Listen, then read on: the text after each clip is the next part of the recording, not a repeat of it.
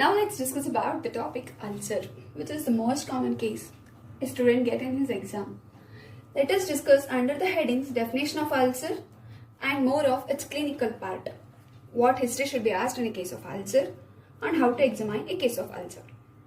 Coming to the definition.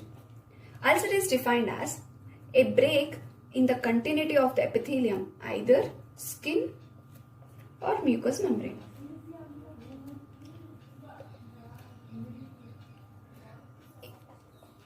Now, when we come to, in a case of ulcer, what history should be asked?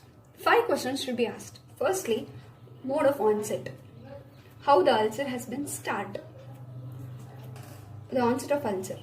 Then, the ulcer is present since how long? Means its duration. Whether the ulcer is associated with any pain. Is it associated with any discharge? And lastly, we need to ask about the associated diseases or comorbidities in the patient. Firstly, mode of onset. This will help you to know the cause of the ulcer, which helps you to better manage the case. Like if it's followed by any trauma, then it's more common to think of traumatic ulcer. If the ulcer is more of spontaneous onset, then it's most commonly seen in gummatous ulcer and tubercular ulcer. If the ulcer is associated with any varicose veins, then it is varicose ulcer. If it is associated with burns, scar of the burns, then you should suspect for Marjolin's ulcer. Nextly, duration. Based on the onset of the ulcer, this duration will help you to know the time of healing and what is the extent of the ulcer. If it is acute in onset or chronic in onset. If it's acute in onset, like duration of 3 to 4 days, then you can suspect for chancroid. This was 3 to 4 days. If it's chronic, like 3 to 4 months, the ulcer is present since months, then you can suspect for Hunterian chancre. It is commonly seen for 3 to 4 months. The leading question we need to ask in a case of ulcer is whether the ulcer is associated with pain or discharge. Why this helps is, we know painful ulcers are tubercular ulcer, arterial ulcer, more common inflammatory ulcer, even soft chancre is also painful. Then, if the patient is not complaining of pain, it's a painless ulcer. The most common painless ulcers are syphilitic ulcer. Trophic ulcers are also painless. Basal cell carcinoma, epithelioma, and all. Coming to the discharge, nature of discharge will also help you to manage the case better. Whether the nature, if it's associated with any pus or serum, or it's associated with any blood. Nextly, we need to ask about the comorbidities present in the patient. If it's associated with any diabetes mellitus or tuberculosis, because in a case of diabetic patient where the wound healing is late, so we need to take precautions to control his HbA1c levels and blood sugar levels. Even tuberculosis, if he is under 880, the wound healing will be delayed. If there are any associated nephritis, transverse myelitis, peripheral neuritis, if associated syphilis is present, means in primary syphilis we will see soft chancre. In tertiary syphilis we will see gummatous ulcer.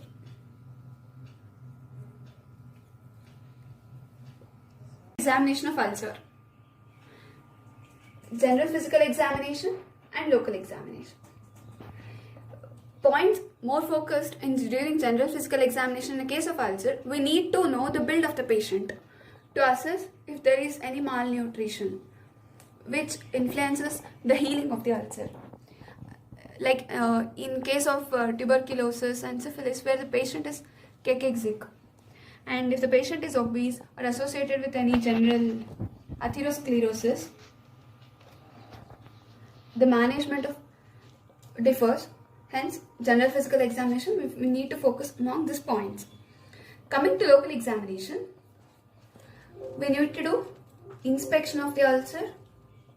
Nextly, palpation of the ulcer and lymph node examination of the regional area. Firstly, inspection. What all we need to see in a case on inspection?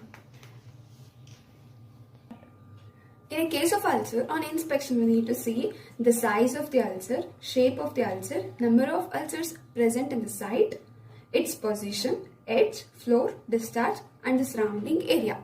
Firstly, coming to the size of the ulcer.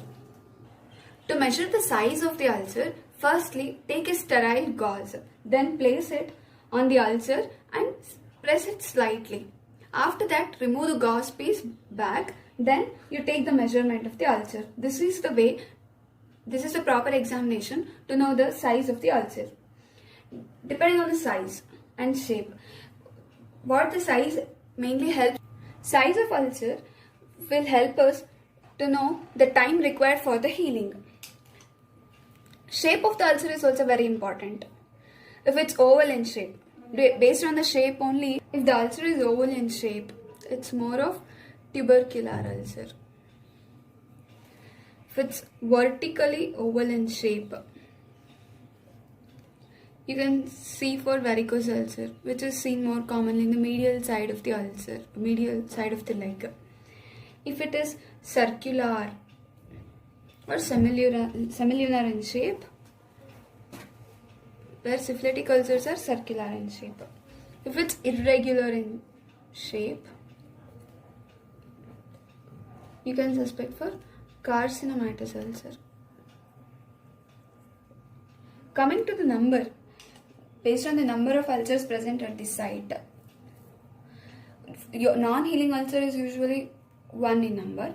If it's more than 1, you should suspect for tuberculous ulcer, gummatous ulcer, varicose ulcers. Soft chancre is also 3 to 4 in number. Coming to the position of the ulcer, where helps to know the cause. Like as I previously said, in varicose ulcer, it's more commonest site of the varicose ulcer is medial malleolus of the lower limb. If it nextly, if the ulcer is present at the upper part of the face, that is above Ongren's line,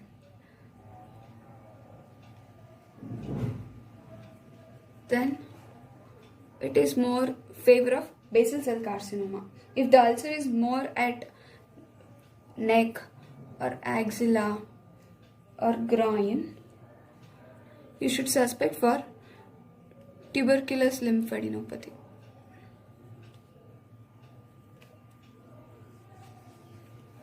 Nextly, coming to the edge of the ulcer. These are most commonly 5 types of edges are seen in a case of ulcer. The first picture shows the undermined ulcer. Here where the ulcer spreads in and destroys the subcutaneous tissue faster than the skin. This is the skin of the ulcer. This is the subcutaneous tissue. It is most commonly, this is the undermined edge, most commonly seen in tubercular ulcer. Nextly, punched out ulcer. As the figure shows, the edge drops down at right angles to the skin surface. This is the edge, drops down, this is the skin surface where a right angle is maintained. At this surface, end arteritis is seen. This is the punched out edge, most commonly seen in gummatous ulcer and deep trophic ulcers. Nextly, Coming to the sloping edge. Here, sloping edge is present where the edge drops down at right angle to the skin surface. Here, the edge is sloping in nature. Seen in healing ulcer, traumatic or venous ulcer. Reddish purple in color will be the edge, and newer healthier epithelium is more commonly seen in sloping edge, which indicates the features of an healing ulcer. Nextly, this is the raised and pearly white beaded edge, most commonly seen in rodent ulcer. It's an invasive cellular disease. More of the center is containing the necrotic material, and this rolled out edges are containing proliferative active cells, seen in basal cell carcinoma, also known as rodent ulcer. Nextly, the last one, rolled out edge. As the picture indicates, the rolled out edge, where the edges are everted here, seen in squamous cell carcinoma and ulcerated adenocarcinoma. In this everted edges, there is spillage of the proliferative malignant cells on the normal skin. This is normal skin. This is the spillage of malignant cells are present in this everted edges. Nextly, floor of the ulcer. It is the exposed surface of the ulcer. So, based on the floor, you can suspect it's a which type of ulcer. Floor. If the floor contains a red granulation tissue, which indicates the better healing of ulcer. If it's pale or smooth in surface, then it is a slow healing ulcer. If it's red and more amount of granulation tissue is present, it's healthy and rapidly healing ulcer. If there is any washed leather slough containing in the floor of the ulcer, it is seen in gummatous ulcer. If there is any black mass seen in the ulcer, then you can suspect of malignant melanoma. Nextly, coming to the type of discharge seen on inspection in an ulcer. While asking the discharge, you should ask about the amount of discharge and it is associated with any foul smelling or non-fouling smell. If the discharge is serosanguinous in nature, then it is more of tubercular ulcer or any malignant ulcer. If it's only serous discharge is present in the ulcer, then it is a healing ulcer. If purulent discharge is coming from the ulcer, then it is spreading and inflammatory ulcer. If there is any greenish discharge coming from the ulcer, the causative organism for the ulcer is pyocyania.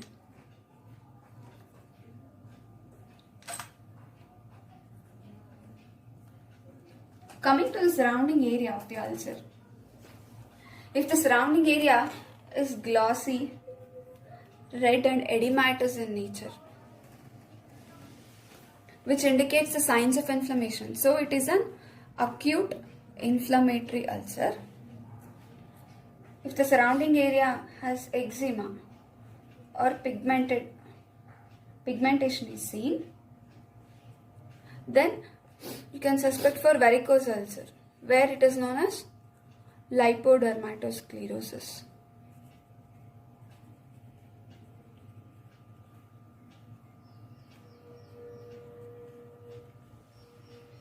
If the surrounding area has any scar or wrinkling in the surrounding area, then it is more of tubercular ulcer. Nextly, coming to the palpation of the ulcer. For palpation of the ulcer, we need to wear sterile gloves and then palpate the ulcer. Check for the tenderness of the ulcer. If the ulcer is tender, then it may be acute inflammatory ulcer, or in even chronic ulcer also slight tenderness is present. If it is not tender, it is varicose ulcer. Edge is already previously discussed under inspection. Edge is defined as area between the margin and floor of the ulcer. And we should check for the margin of the ulcer, which is the junction between the normal epithelium and the ulcer. All the inspectory findings should be confirmed during palpation. Next, coming to the base. Base of the ulcer and floor of the ulcer should be differentiated. Floor of the ulcer is what you see, the exposed. Base is what on which the ulcer rests, that we are supposed to palpate. And you should check for induration. If there is slight induration, which is more commonly seen in chronic ulcer. If marked induration is present, which indicates where the malignant cells are infiltrated into the surrounding, to the base. So it is in squamous cell carcinoma, and base is with marked induration seen in Hunterian chancre. We need to measure the depth of the ulcer using a scale or a sterile gauze piece, or sometimes we can use even paper. Depth is measured in millimeters. More deeply involved depth is increased in trophic ulcers. Nextly, coming to the bleeding. If the ulcer bleeds on touch, you should suspect for malignant ulcer. And you should check for the deeper structures.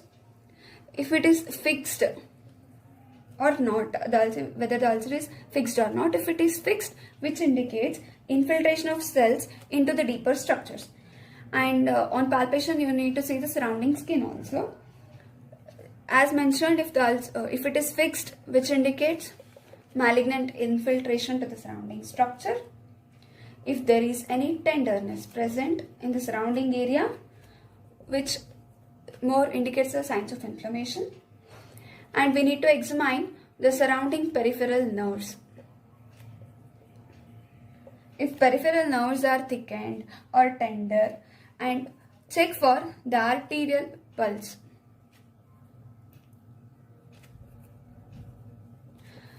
If the pulse is palpable or not. If it is blocked, we need to suspect for PVD and even arterial ulcer and ischemic ulcer, where artery is blocked.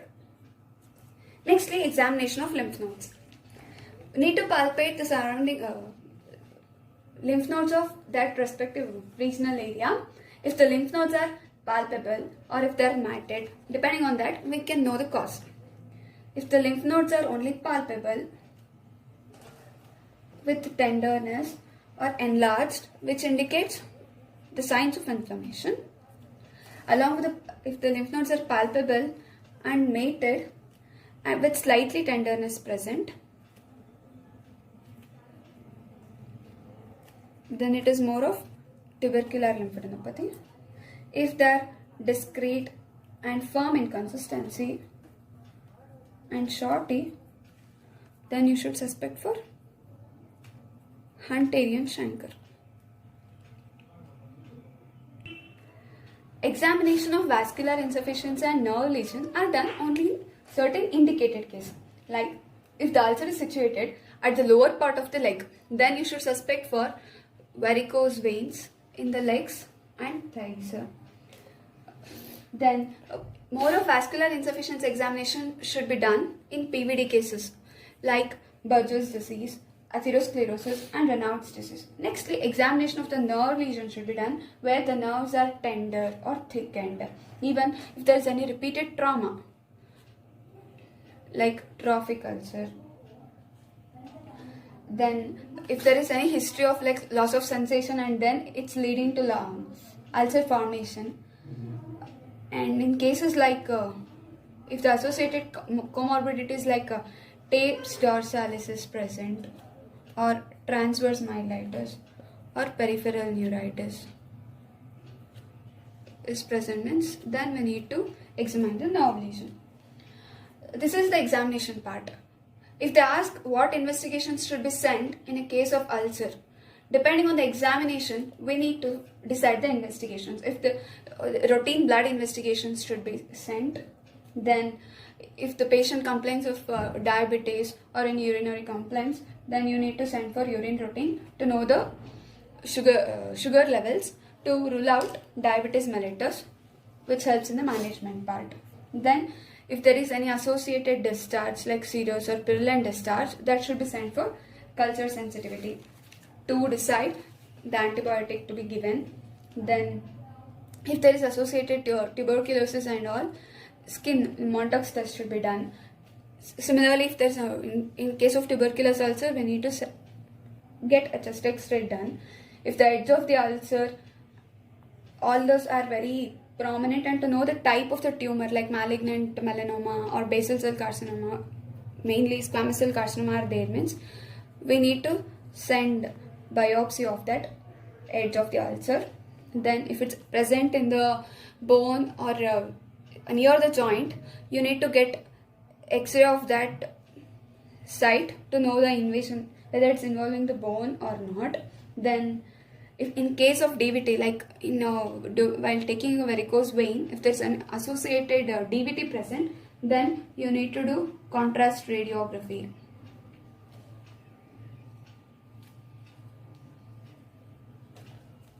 Even imaging techniques are done in few indicated cases, like iodine labeled fibrinogen or radioactive fibrinogen test done in case of DVT. Thank you.